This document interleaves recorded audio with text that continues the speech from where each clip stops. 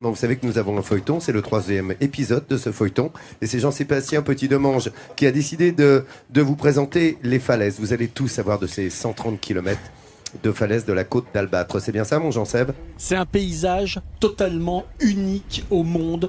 Ces 120-130 km de falaises qui sont derrière moi, qui courent tout le long des côtes ou presque, hein, parce que parfois ça s'arrête par une petite vallée, puis les falaises reprennent leur chevauchée pour aller jusqu'en Picardie. C'est un endroit absolument magique. Ce sont des murs de craie qui peuvent atteindre 120 mètres de haut et elles vivent ces falaises, parfois aux grandes dames des hommes, mais on va aller entre Criel et Sotteville et on va voir que ça vit, c'est beau, c'est la nature, c'est la Normandie.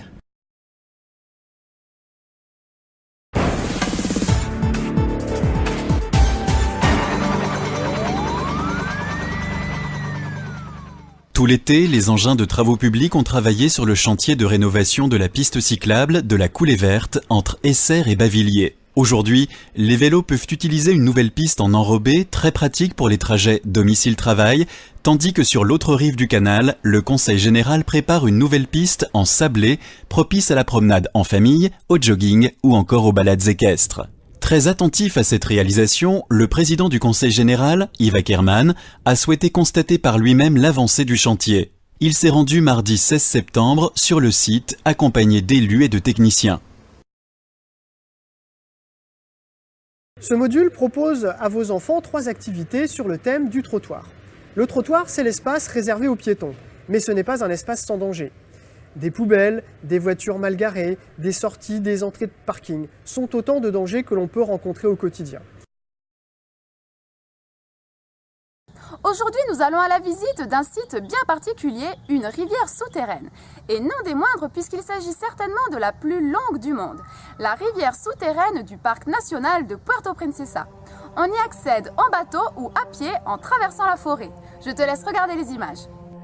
La rivière souterraine du parc national de Puerto Princesa est inscrite au patrimoine de l'UNESCO depuis le mois de décembre 1999. Creusée dans la montagne, la rivière serpente sur 8,2 km de long. Véritable fierté nationale, elle est constituée de cavernes pouvant atteindre 23 mètres de haut.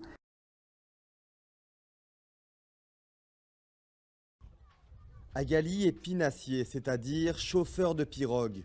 À tout juste 17 ans, cela fait 5 ans qu'il travaille sur le fleuve Niger pour aider sa famille après l'école.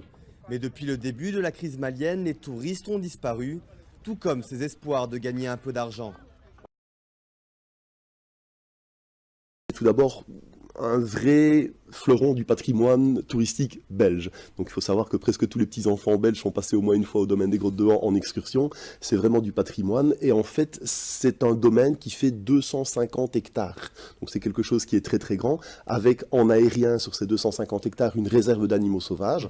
Et en dessous de cette réserve d'animaux, donc sous terre, vous avez le fleuron de la journée si vous venez visiter notre domaine, qui est la grotte de Han-sur-Lesse, qui est vraiment une grotte exceptionnelle au niveau Europe. Donc on est vraiment dans les toutes belles grottes européennes, avec à l'heure actuelle 15 km de salles et galeries découvertes, dont 2 km sont ouverts au public. Direction Saint-Martin, la capitale de l'île de Ré. Cette carte au mur témoigne de la longue histoire de pénitencier à Saint-Martin. Mais riche de plusieurs vestiges conçus par Vauban, la ville est inscrite au patrimoine mondial de l'UNESCO depuis 2008. Les remparts, les ruelles, les quais, le marché offrent une réelle diversité.